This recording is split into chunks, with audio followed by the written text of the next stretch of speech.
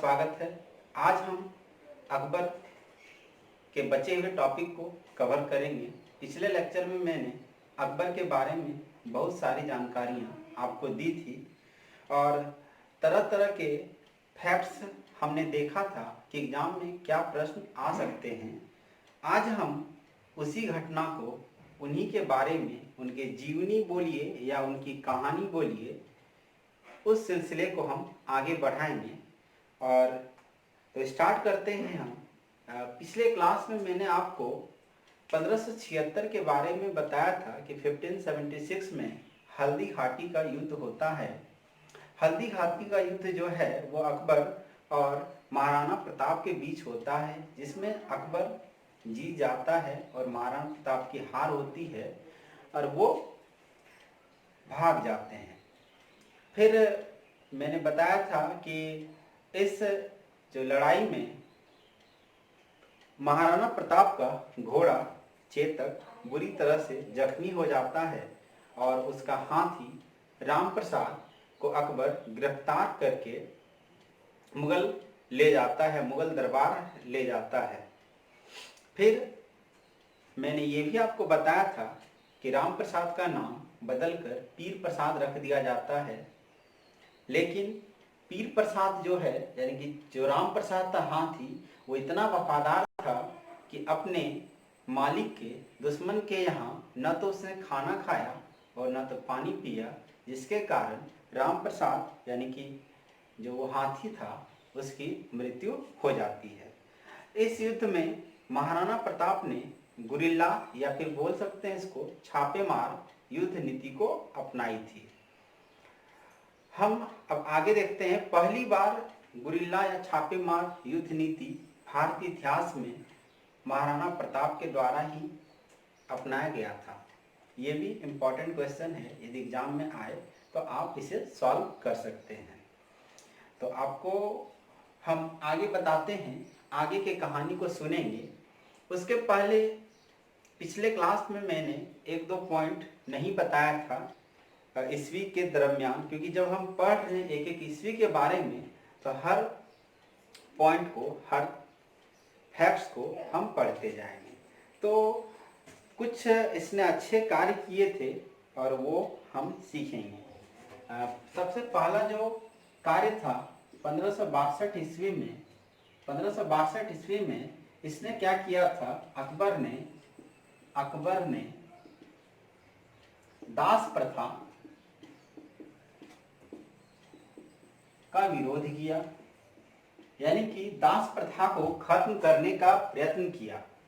1563 में ही अकबर ने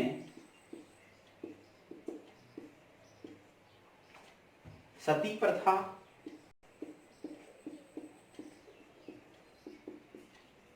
का विरोध किया। देखिए, सती प्रथा का विरोध सबसे पहले करने वाला अलग अलग व्यक्ति था। ये सती प्रथा का सबसे पहले इसका जो पूरी तरह से खात्मा आप देखेंगे कि राजा राम मोहन राय के द्वारा किया गया था। तो ये पॉइंट के बारे में हम जैसे जैसे आगे बढ़ेंगे आधुनिक भारत में हम अच्छे से डिस्कस करेंगे कि सती प्रथा होता क्या है, इससे संबंधित जितने भी महत्वपूर्ण प्रश्न है वो भी देखेंगे। 1563 ईस्वी में ही अकबर ने तीर्थ कर खत्म किया था। ये आपको सिलसिलेवार तरीके से एक एक ईस्वी को याद रखना है। कभी भी एग्जाम में क्वेश्चन आ जाए तो आप बना सकते हैं यदि आपको फैक्ट्स मालूम हो तो। 1564 में 1564 में अकबर ने जजिया खत्म किया था।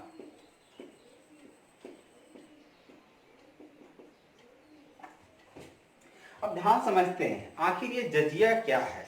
जजिया एक तरह का टैक्स होता है, यह एक तरह का टैक्स है और यह नॉन मुस्लिम पे लगाया जाता है, यानी कि जो मुसलमान नहीं हैं उन पर एक तरह का टैक्स लगाया जाता था। इसका मकसद यह था कि हम अपने सैनिकों की मदद से आपकी रक्षा कर रहे हैं, इसलिए आपको जो कि नॉन मुस्लिम थे यानी कि हिंदू, सिख, ईसाई, ये सब को टैक्स देना पड़ता था।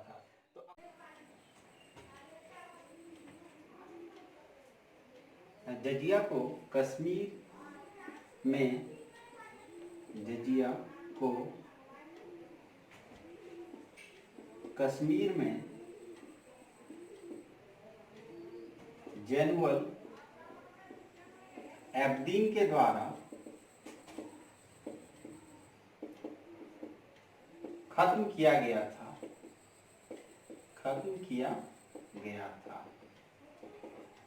जजिया को कश्मीर में जनरल एब्दीन के द्वारा खत्म किया गया था, जिसके कारण जनरल एब्दीन को अकबर ऑफ कश्मीर के नाम से भी अकबर ऑफ कश्मीर, यानी कह सकते हैं कि कश्मीर का अकबर। देखिए, जनरल एब्दीन ने 13वीं शताब्दी में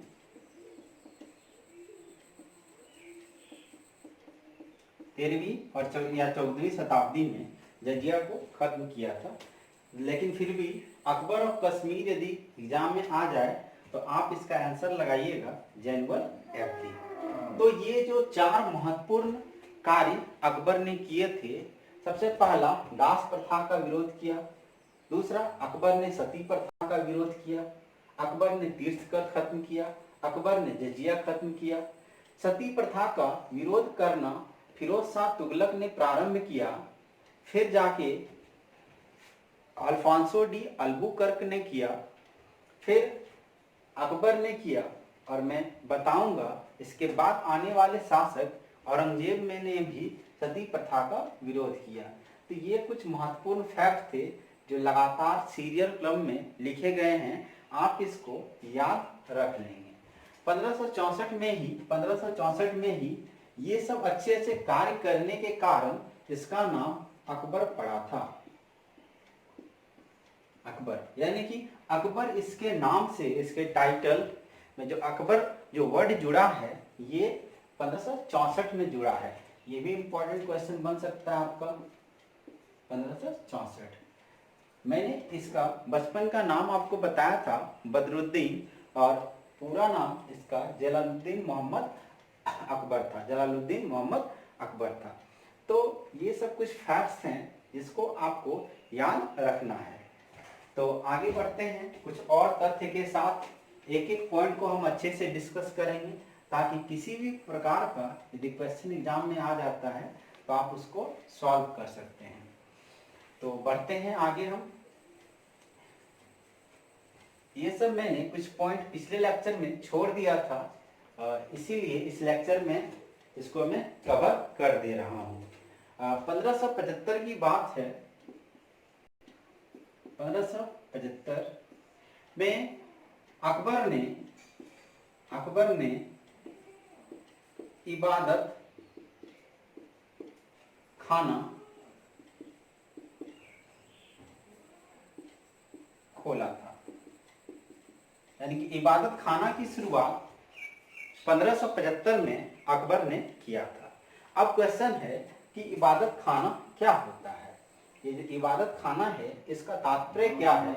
इबादत खाना एक प्लेस है, एक स्थान है जहां पर सभी धर्म के लोग इकट्ठा होते हैं और अपने अपने धर्म का गुणगान करते थे। ठीक है, तो ये अकबर ने इबादत खाना की शुरुआत 1575 ईस्वी में की थी।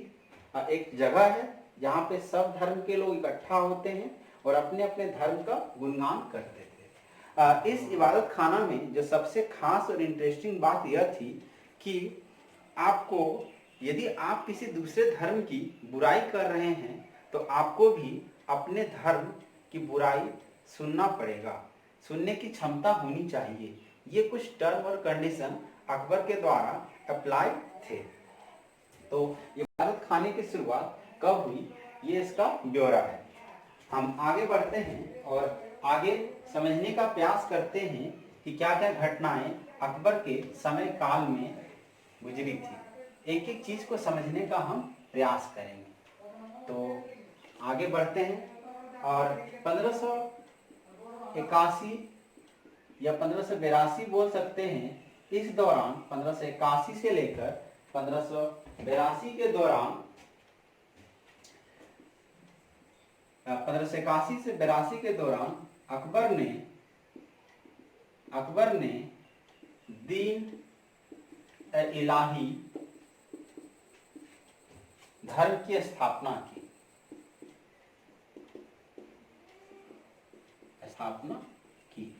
दीन इलाही धर्म एक ऐसा धर्म है जिसमें हर धर्म को समान अधिकार प्राप्त था। यानी कि अकबर हर धर्म पे विश्वास रखता था। हर धर्म के जो आप बोल सकते हैं कि जो पॉजिटिव फैक्ट्स हैं, जो पॉजिटिव थॉट्स हैं, उसको ये फॉलो करता था।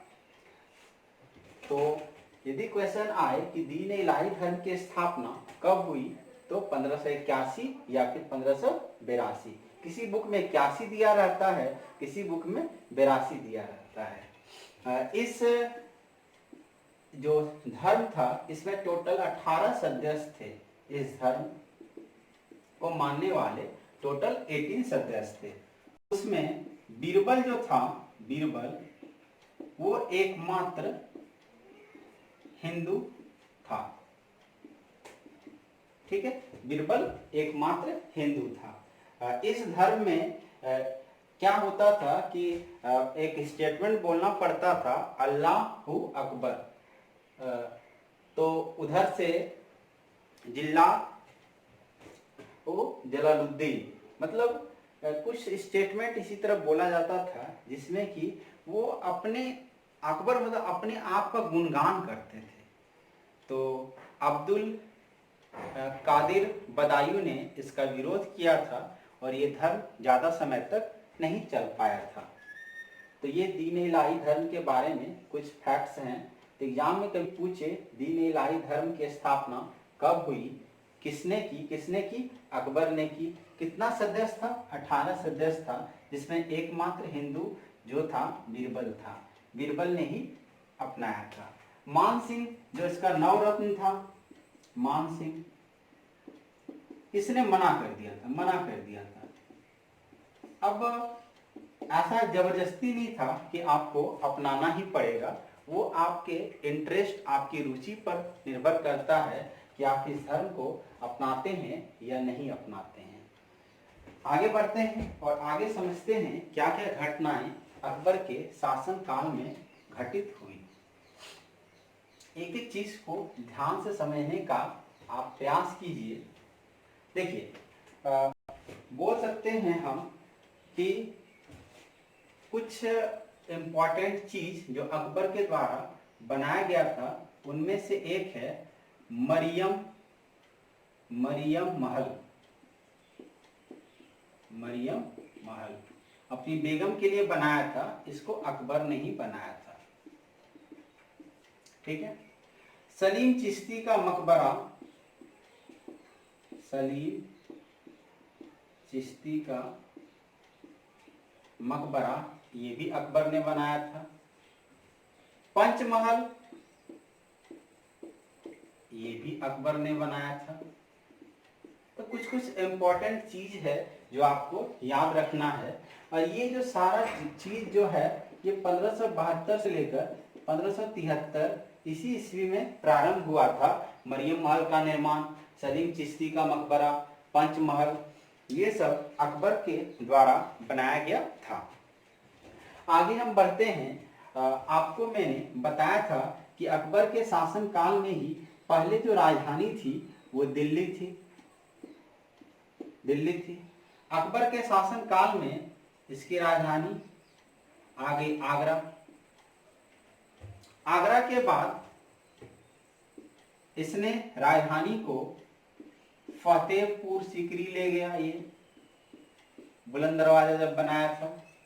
फतेहपुर सीकरी के बाद ये राजधानी कुछ समय तक लाहौर में गया था। लाहौर जाने के बाद पुनः राजधानी आगरा आ गया। यानी कि जब अकबर की मृत्यु हुई उस समय राजधानी फाइनली आगरा आ गया। और ये स्टार्टिंग में दिल्ली कब था राजधानी? जब हुमायूं थे। हुमायूं ने दिल्ली में दीनपनाह नगर की स्थापना की थी। तो ये कुछ फैक्ट्स हैं, ये आपको याद रखना है। चलिए तो आगे बढ़ते हैं। एक एक पॉइंट को आप नोट करते जाइए ताकि कहीं भी आपको कोई प्रॉब्लम ना आए। और इससे बाहर एग्जाम में मुझे नहीं लगता है कि कोई प्रश्न पूछा जाएगा, इसलिए आप वीडियो को अच्छे से देखिए। यदि एक बार में समझ में नहीं आ रहा है तो बार बार देखिए। हम चाह रहे हैं कि कहानी के माध्यम से आपको पूरा का पूरा मटेरियल प्रोवाइड किया जाए। आप समझने का प्रयास कीजिए और मुझे आशा है कि यदि आप मेहनत करेंगे तो जरूर ही आपको सफलता मिलेगी इस क्षेत्र में। क्योंकि हिस्ट्री देखिए, हिस्ट्री में डेट्स, हिस्ट्री में युद्ध, हिस्ट्री में घटनाएं, ये सब एक दूसरे से जब तक रिलेटिव नहीं होगी, आप जब तक रिलेट नहीं कर पाएंगे तब तक आपको हिस्ट्री पढ़ने में प्रॉब्लम आएगी और आप कुछ भी याद करेंगे वो भूल जाएंगे। तो आगे बढ़ते हैं। 1581-82 में हमने दीन इलाही धर्म की स्थापना की। आगे बढ़ते हैं। 1583 में इसने बोल सकते हैं इलाहाबाद फोर्ट, इलाहाबाद का किला का निर्माण कराया था 1583 में। और इसी समय कहा जाता है कि प्रयागराज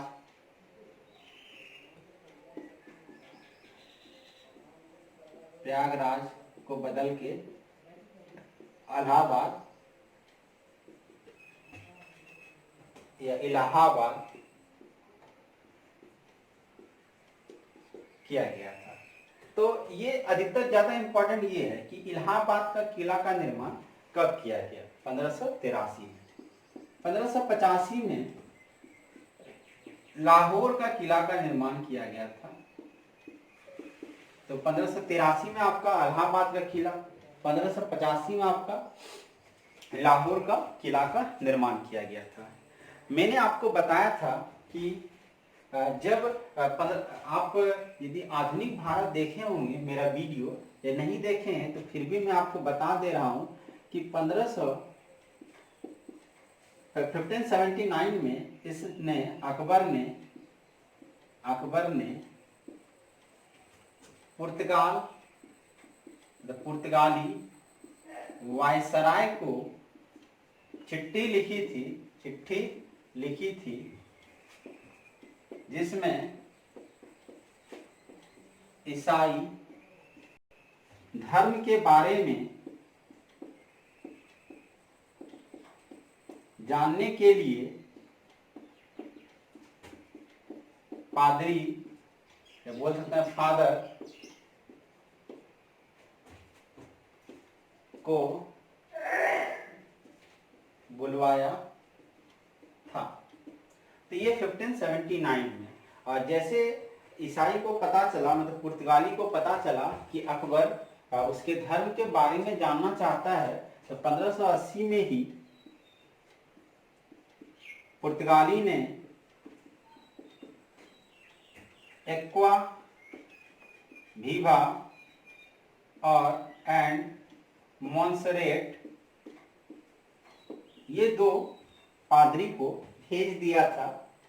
तो ये पहला मिशन हम बोल सकते हैं 1580 में। पुर्तगाली टोटल 3 बार अकबर के दरबार में गए थे। पहला 1580 में गए थे और 85 में लौट आए थे। दूसरा 1590 में गए, 92 में लौट आए। और तीसरा आपका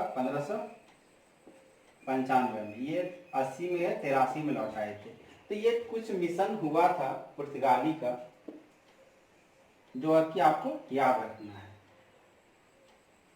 लेकिन ये तीनों मिशन के बावजूद भी पुर्तगाली सब अकबर को अपने धर्म में परिवर्तित नहीं कर सके। ये आपका धार्मिक दृष्टिकोण से ये सब घटनाएं हैं, मतलब अकबर का पुर्तगाली वायसराय को चिट्ठी लिखना, धर्म के बारे में जानना, ये सब चीज हमें यह बता रहा है कि अकबर कितना इच्छुक था, वो हर धर्म के बारे में जानने का कितना इच्छुक था, वो हर धर्म के अच्छाइयों को अपनाना चाहता था। अब आगे बढ़ते हैं हम। देखिए अकबर ने अपने, बोल सकते हैं कि उसके शासन काल में लगभग 50 साल तक अकबर ने शासन किया था। अब 50 साल के दरमियान इसने बहुत से अच्छे अच्छे कार्य किए। और स्टार्टिंग में मैंने आपको बताया था कि शुरू में अकबर बदमाश प्रवृत्ति का था, धीरे धीरे ये अच्छे कार्यों की तरफ बढ़ता गया। जो 1568 में मेवाड़ में जो खूनी युद्ध हुआ था, उसके बाद से कोई दूसरा खूनी युद्ध ना हुआ, बहुत ना के बराबर हुआ। तो बहुत ही खराब लगा था अकबर को उस समय। कहा जाता है इतिहास में, अब कितना सच है कितना गलत है वो तो उस समय ही बता सकता है जो आंखों देखा का उस समय हाल, मतलब उस जमाने के व्यक्ति ही उसको अच्छे से डिस्क्राइब कर सकते हैं। तो आगे बढ़ते हैं और आगे की कहानी को हम अच्छे से समझने का प्रयास करते हैं।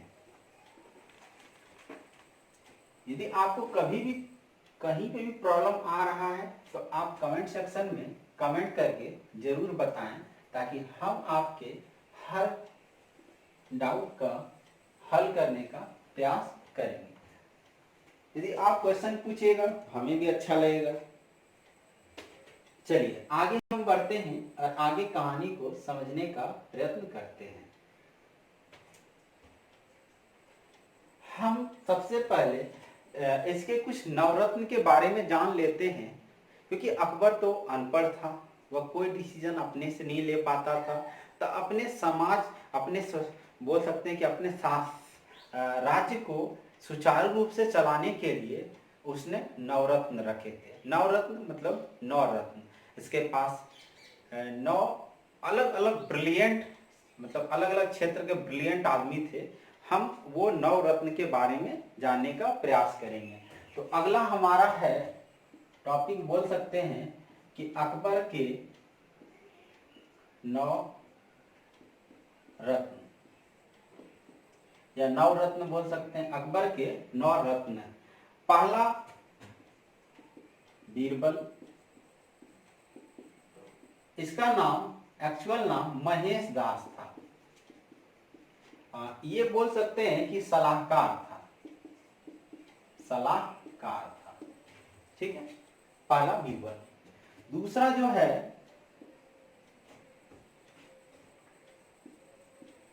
अबुल फजल। अबुल फजल के बारे में आपको पता ही होगा कि अबुल फजल ने क्या किया था कि अकबर की आत्मकथा अकबरनामा लिखी थी अबुल फजल ने। तीसरा अबुल फेजी था।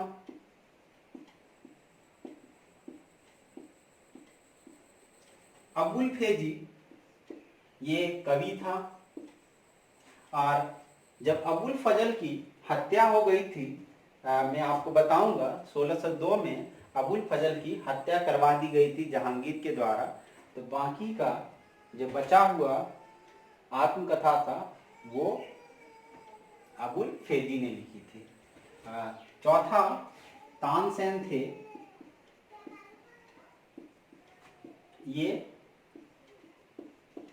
संगीतज्ञ थे। अबुल फेजी के बारे में और यदि हम बात करें तो महाभारत का टोटल 10% भाग बोल सकते हैं कि इसके शासन काल में, अकबर के शासन काल में हिंदी का बहुत ज्यादा विकास हुआ था। इसलिए जो इम्पोर्टेंट चीज है वो याद रखिएगा कि अकबर के शासन काल को हिंदी साहित्य का स्वर्ण काल कहते हैं। ये बहुत ही इंपॉर्टेंट पॉइंट है, ये आपको याद रखना है। तो पहला बीरबल था, दूसरा अबुल फजल था, तीसरा अबुल फैजी था, चौथा तानसेन था, पांचवा मान सिंह था। मान सिंह के बारे में आपको पता होगा कि ये कौन था, उसका सेनापति था। ठीक है। छठा अब्दुल रहीम खाने खाना। अब्दुल रहीम के बारे में मैंने आपको बताया था कि अब्दुल रहीम जो था वो बैरम खान का बेटा था। खाने खाने की उपाधि अकबर ने अब्दुल रहीम को दी थी। ये भी एक सलाहकार के रूप में काम करता था, क्योंकि बेटा की ही तरह इसको मानता था अकबर, और काफी ब्रिलियंट था ये अब्दुल रहीम खाने खाना। सातवां मुल्ला दो प्याजा। मुल्ला दो प्याजा, इसका नाम जो दो प्याजा रखा गया ना, क्योंकि जब भी ये भोजन किया करता था तो दो प्याज मतलब इंटरेस्ट कि प्याज खा रहे हैं तो दो प्याज एक्स्ट्रा लेंगे, इसीलिए इसका नाम रख दिया गया था मुल्ला दो प्याजा। आठवां हकीम हकाम। हकीम हकाम ये एक तरह से फिजिशियन था, बोल सकते हैं चिकित्सक एक तरह से।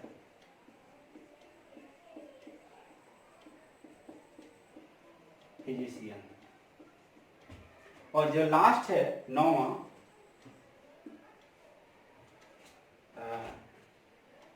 टोडरमल, ये वित्त मंत्री था। जितना भी तरह का टैक्स लगाया था अकबर, ये इसी के कहने पे लगाया था। 1/3 लैंड टैक्स जो स्टार्टिंग किया था, इसका देन यही था, टोडरमल था। जब मैंने आपको सूर साम्राज्य के बारे में पढ़ाया था, उसमें बताया था कि टोडरमल जो था वो शेर शाह सूरी के शासन काल में भी ये अपना योगदान दे चुका था। तो ये कुछ, ये हर नवरत्न के बारे में आपको जानना है, उसका नाम क्या है और वो क्या क्या कार्य करते थे। तो आगे समझने का प्रयास करते हैं। ये नवरत्न थे, यही नवरत्न से सब चीज का सलाह मशवरा लिया जाता था। तो ये इंपॉर्टेंट है, आपको याद रखना है एक एक का नाम। पहला बीरबल, जिसका नाम महेश दास, सलाहकार था। अबुल फजल, अकबर की आत्मकथा लिखा था। अबुल फैजी कवि था। और ये महाभारत बोल भागवत गीता का ही 10% भाग नल दमयंती।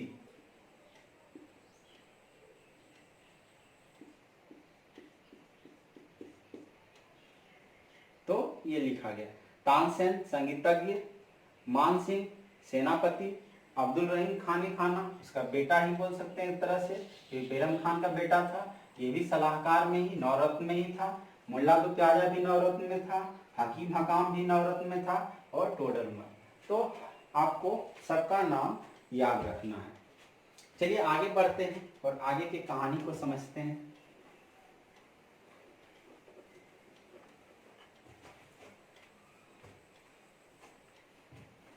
चलिए आगे की कहानी को समझने का प्रयास करते हैं और इस अकबर के टॉपिक को खत्म करेंगे। अकबर के शासन काल में जो था, अकबर के शासन काल में ही, अकबर के शासन काल में ही मनसबदारी प्रथा, मनसबदारी प्रथा का प्रारंभ हुआ। प्रथा प्रारंभ हुआ। अब क्वेश्चन है कि आखिर ये मनसबदारी क्या होता है। आपके भी दिमाग में क्वेश्चन आता होगा कि ये मनसबदारी प्रथा है क्या। तो मनसबदारी प्रथा को समझने के लिए हमको मनसब समझना पड़ेगा। देखिए मनसब जो होता था ना, एक सेना होती थी, घुड़सवार, घुड़सवार या फिर पैदल सेना। जैसे अभी हम अभी के हालात को रिलेट करते हैं, यदि कोई बड़े पद पे कोई व्यक्ति है, चाहे वो प्रधानमंत्री हो चाहे वो राष्ट्रपति हो, तो उसके पीछे फोर्स कमांडो सब रहता है। उसी प्रकार अकबर ने कोई भी जो बड़े पद पे जो ओहदे पर व्यक्ति थे सबको कुछ सैनिक घुड़सवार दिया गया था जो मनसब के रूप में जाना जाता है। मनसब की संख्या आपका 10 से लेकर 10,000 तक था। मिनिमम 10 मनसब, मैक्सिमम 10,000 मनसब। जो इसका बेटा था अकबर का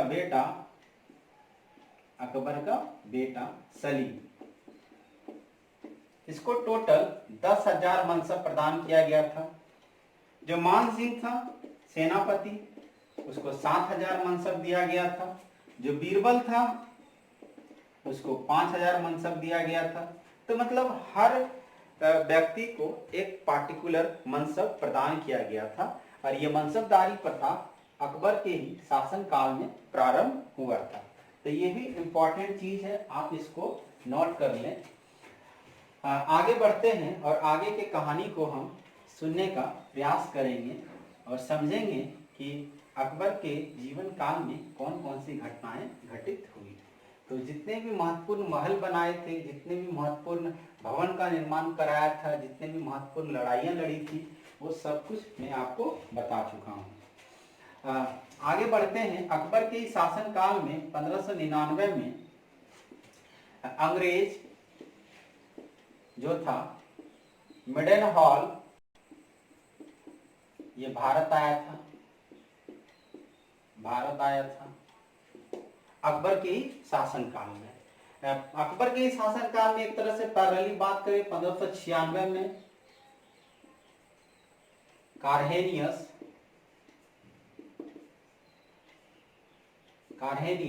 द हाउटमैन,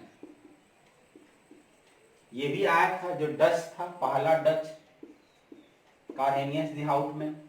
तो आपको ये भी रिलेट करके आपको याद रखना है कि अकबर के शासन काल में अकबर के शासन काल में एक पैरेलली व्यक्ति थे जिसका नाम है तुलसीदास, के बारे में सुने होंगे आप।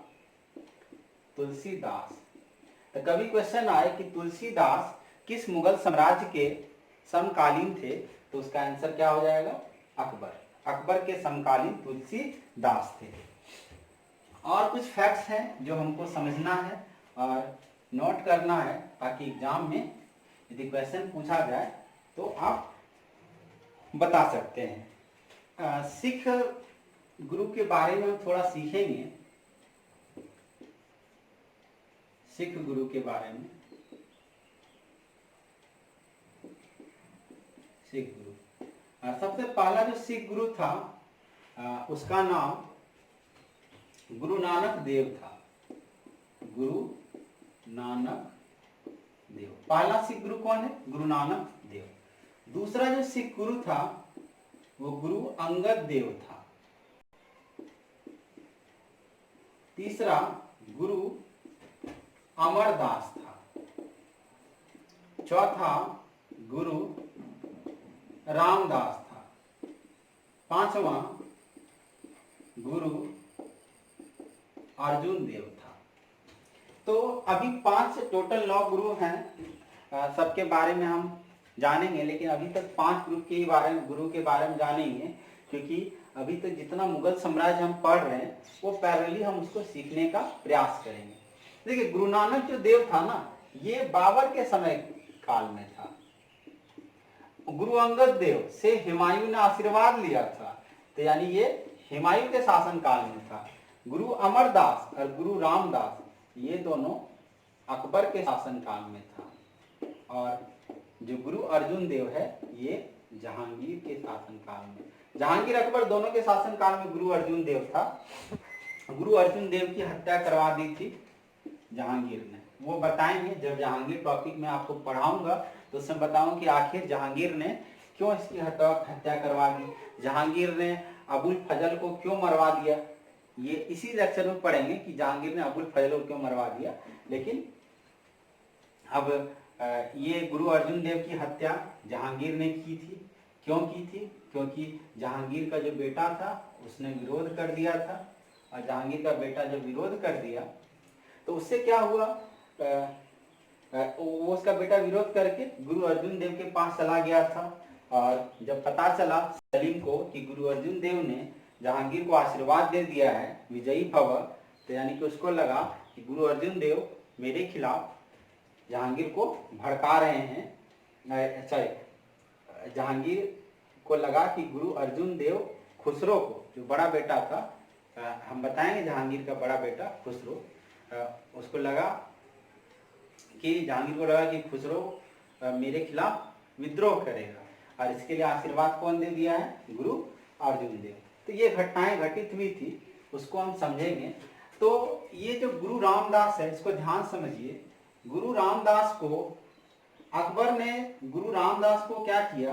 500 बीघा जमीन दिया था, 500 बीघा जमीन दिया था। और इस जमीन पे गुरु रामदास ने रामदास नगर बसाया, रामदास नगर बसाया। अब बाद में इस रामदास नगर का नाम अमृतसर पड़ गया।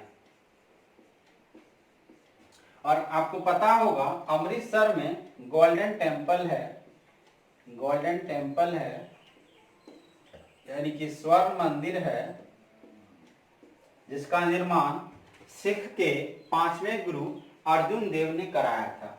स्वर्ण मंदिर का निर्माण गुरु अर्जुन देव ने कराया था। लेकिन किसको दिया था 500 बीघा जमीन? रामदास को, गुरु रामदास को दिया था। तो यानी कि सिख और मुगल में अच्छे रिश्ते थे पहले, लेकिन जब गुरु अर्जुन देव की हत्या कर दी जाती है जहांगीर के द्वारा, तो रिश्ते में दरार आ जाती है। फिर औरंगजेब ने भी सिख के गुरु की हत्या करवा दी थी। तो आगे बढ़ते हैं और आगे कहानी को समझने का और प्रयास करते हैं। तो ये इंपॉर्टेंट पॉइंट है, आपको याद रखना है कि अकबर ने 500 बीघा जमीन गुरु रामदास को दिया था। गुरु रामदास ने रामदास नगर बसाया, जो कि अमृतसर में है। अमृतसर में स्वर्ण मंदिर बना, और स्वर्ण मंदिर को बनाने वाला गुरु अर्जुन देव था। अब आगे बढ़ते हैं और आगे की कहानी को हम सुनने का प्रयास करेंगे और समझने का प्रयास करेंगे कि क्या क्या घटनाएं घटित हुई। धीरे धीरे हम अंतिम पड़ाव की ओर अग्रसर हो रहे हैं। बात होती है एक कि जब बोल सकते हैं कि 1590 से ही बोल सकते हैं, 1590 से 92 बोल सकते। उसके बाद से क्या होता है कि जहांगीर हमेशा, मतलब सलीम हमेशा विरोध करते रहता है अकबर का। तो अकबर का जब विरोध होते रहता है हमेशा, तो अकबर भी तंग आ जाता है कि आपको मैंने बताया है आधुनिक भारत में कि आप देखेंगे उसमें कि जहांगीर पुर्तगाल से मिल लेता है और बोलता है कि हम इलाहाबाद का राजा हैं, स्वतंत्र राजा हैं, और पुर्तगाल से मिलकर अपने पिता के खिलाफ विद्रोह करना प्रारंभ कर देता है। लेकिन सफल नहीं हो पाया वो विद्रोह। 1601 में अकबर अंतिम लड़ाई लड़ता है, अकबर की अंतिम लड़ाई बोल सकते हैं, और ये मध्य प्रदेश को जीतता है, मध्य प्रदेश का कुछ भाग को। ठीक है। 1602 में संयंत्र के कारण जहांगीर क्या है, जहांगीर अबुल फजल को